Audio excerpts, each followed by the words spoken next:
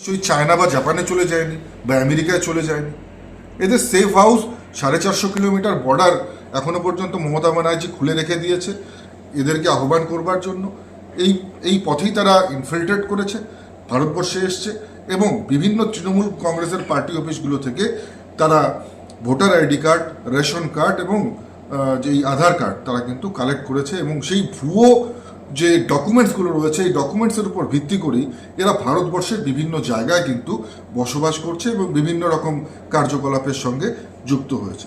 নিশ্চিতভাবে ভারত সরকারের এটা অধিকার রয়েছে যে যারা বেআইনি ডকুমেন্টস নিয়ে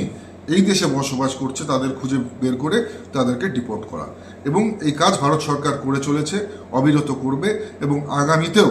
যারা এই ধরনের ভুয়ো ডকুমেন্টস নিয়ে বসবাস করছে তাদেরকে নিশ্চিতভাবে ভারতবর্ষ থেকে চলে যেতে হবে, তাদের নির্দিষ্ট যে দেশ থেকে এসছে সেই দেশেই ফেরত যেতে হবে।